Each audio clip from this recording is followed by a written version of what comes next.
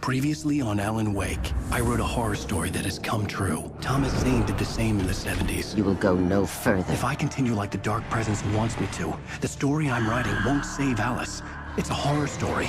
No one will survive. You knew Zane! Thomas Zane! You're the Lady of the Light in the song! He left something behind to help me. The clicker. Alan thought of this as he stood on the rim of Cauldron Lake, the clicker in his hand. He took a deep breath and jumped. I can get to her now. I can finish this.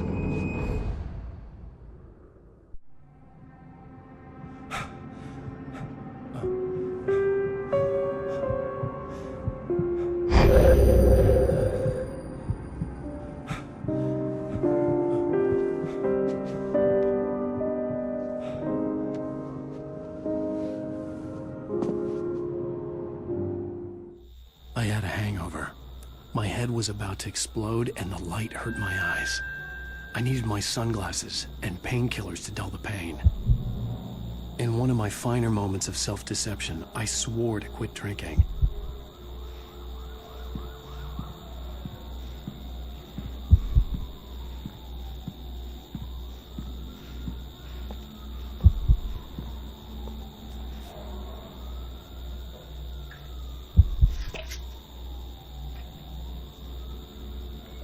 The pills worked fast.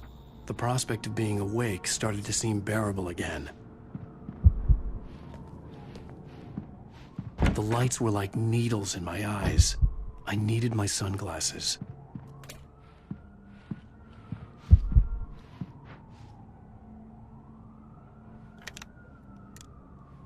The sunglasses made the world look bearable. Now I could keep my eyes open without feeling like a vampire in the sun. There was a message waiting for me on the machine. You have one new message. Al! Are you still asleep? Wakey, wakey! You should have your show on your TiVo. If Alice wasn't too mad to record it. She called me earlier and really chewed me out. Yeah, we went a little overboard last night. But parties are a part of this business. Al, look, I'm saying this as your friend. She's not doing your career any favors by trying to run your life like that, okay? I'll talk to you later, Al. Watch the show!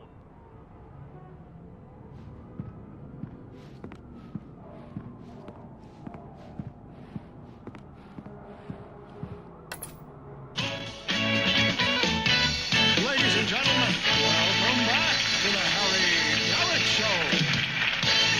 Thank you, everybody.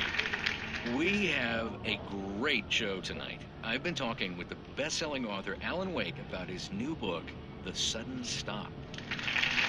Yeah, good read. Go buy it. No, it is a good read. Look, I'm gonna be honest here. Is that wise? No, but I'm gonna do it anyway. I got people who give me the lowdown on books. I'm a busy guy. But this one, I actually read from cover to cover. I mean, I'm a big fan. Wow, thanks. Now, this might be a spoiler for those who haven't read the book yet. Based on the sales figures, the 2 people out there who haven't read the book yet. But this last book is all about the death of the main character, the hard-boiled New York detective, Alex Casey.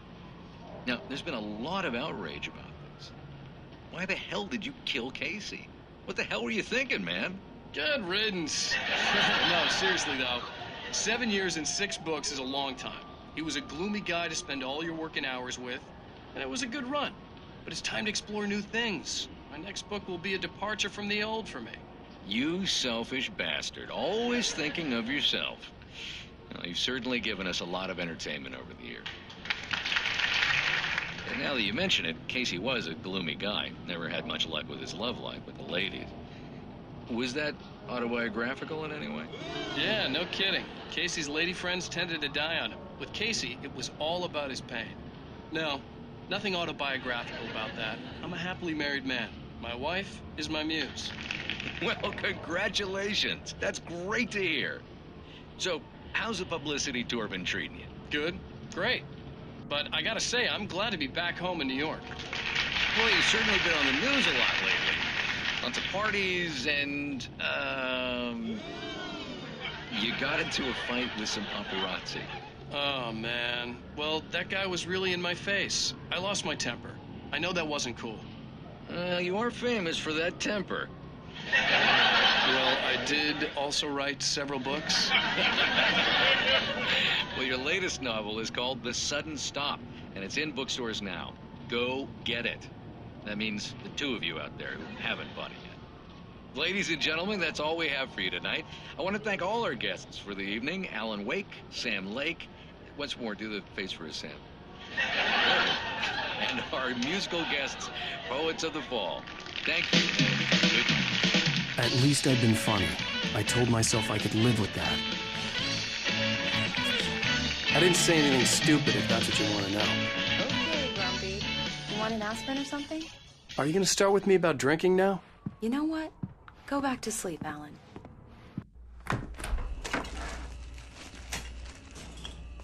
What? Now you can't even talk to me? Well, this morning I was angry because you said you'd be home at midnight and you showed up at 7 a.m. and passed out in mid-sentence. Now I'm over it. Are you angry? This goddamn tour. It's gotten out of hand. Oh, honey. It's almost over, right? We can get back to normal. Then you can start writing again. I'm sorry, honey. Alan, you're not thinking straight. Just take a shower and go back to bed, huh? Yeah, you're right, honey. I'm sorry. Once this is over, let's go away together. A vacation. Just you and me. Some peace and quiet.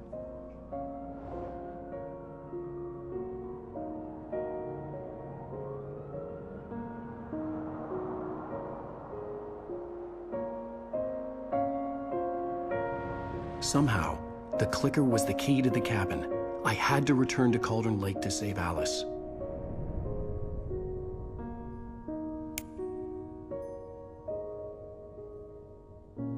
I'm going back to the lake to finish this. I'm going to write an ending to the story in the manuscript on my own terms, to make it all right. Why can't you just write it here? The last page is still in the typewriter. I need to read it first. Everything needs to be just right. Zane tried to cut some corners, and it didn't end well. Okay, ready when you are. I'm sorry, Sarah, but I need to do this alone. Barry, take her gun. Miss Weaver, close the door when I leave.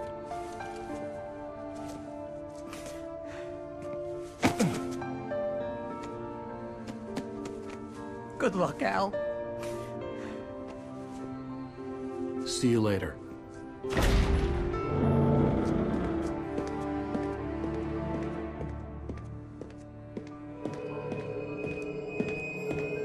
When I got out, it was warm and sunny. I'd flicked the switch of the clicker. Had it done this? I didn't stop to question it. I had to take advantage of the sunlight to get to the lake. On Zane's page, I'd stood on the rim of Cauldron Lake, about to use the clicker. That's where I was headed.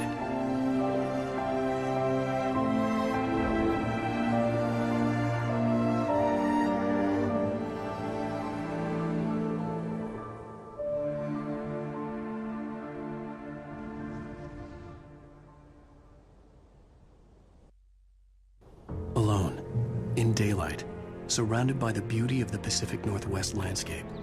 It was hard not to let doubt creep in one last time. I could still chalk everything up to a dream, a delusion.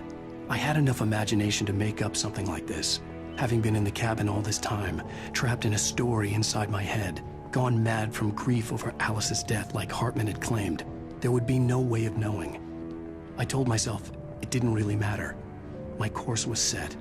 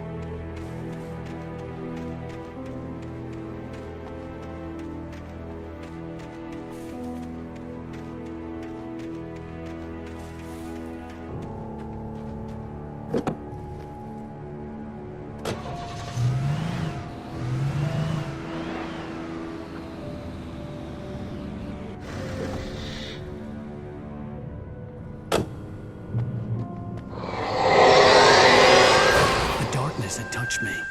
There was a link between us, always would be. I could feel its presence again, getting closer.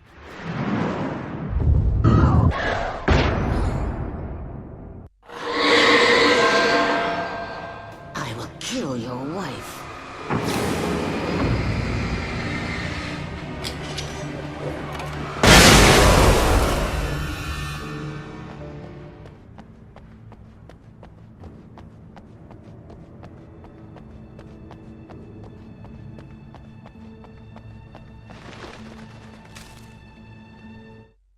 The dark presence was no longer trying to capture the writer so he could create the ending it wanted. The writer knew too much. He was too strong. And he carried a weapon left behind by Thomas Zane, something that could hurt it. Now, the darkness was doing everything in its power to simply stop the writer from ever reaching Cauldron Lake and the dark place it came from.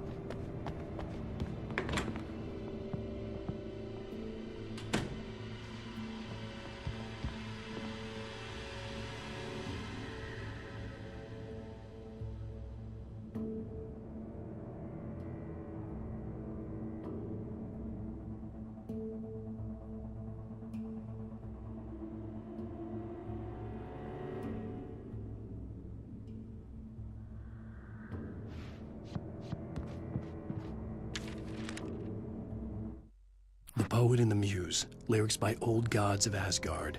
The first verse. There's an old tale wrought with mystery of Tom the poet and his muse, and a magic lake which gave a life to the words the poet used. Now the muse, she was his happiness, and he rhymed about her grace, and told her stories of treasures deep beneath the blackened waves, till in the stillness of one dawn, still in its misty crown, the muse she went down to the lake, and in the waves she drowned.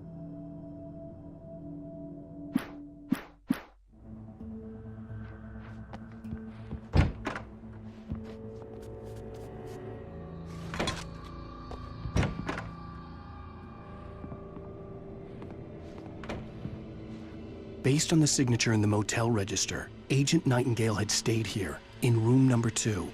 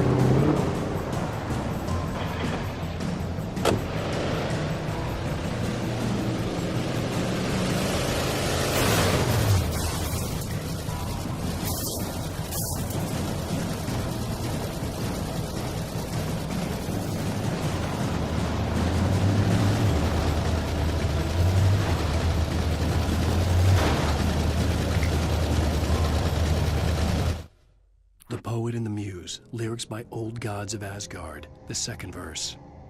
The poet came down to the lake to call out to his dear. When there was no answer, he was overcome with fear.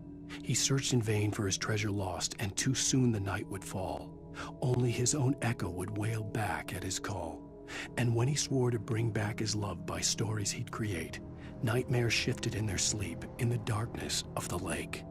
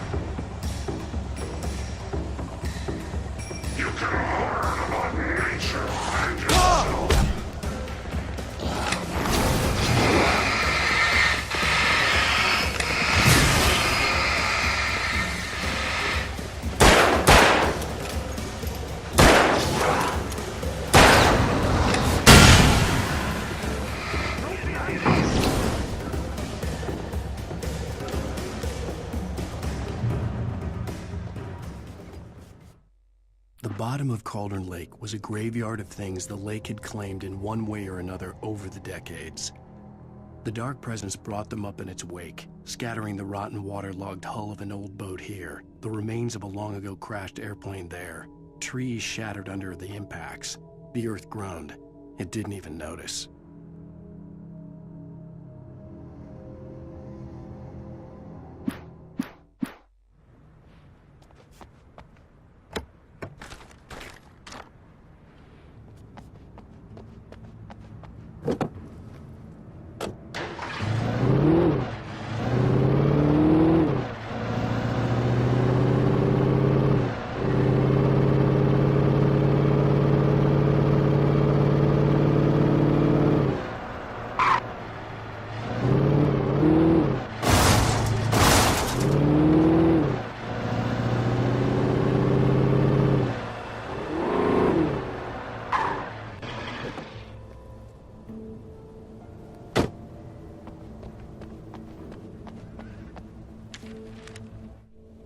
In the end, Barry wasn't going to shoot Sarah. They both knew that. Once she had no chance of catching up to Wake, Barry gave up the gun and sat down on the floor, shielding his face from the merciless glare of the well-lit room. "I don't think I'm ever going to see him again," he said in a weak voice. Sarah didn't have it in her to be mad at him. Besides, he was probably right.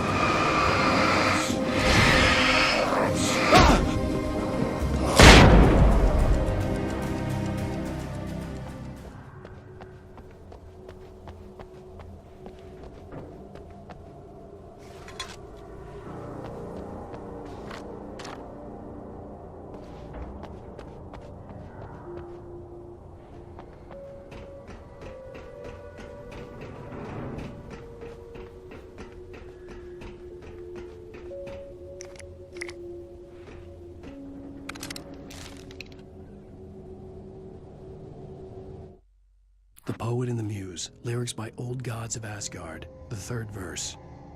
In the dead of night she came to him with darkness in her eyes, wearing a morning gown, sweet words as her disguise. He took her in without a word, for he saw his grave mistake, and vowed them both to silence deep beneath the lake. Now, if it's real or just a dream, one mystery remains, for it is said on moonless nights they may still haunt this place.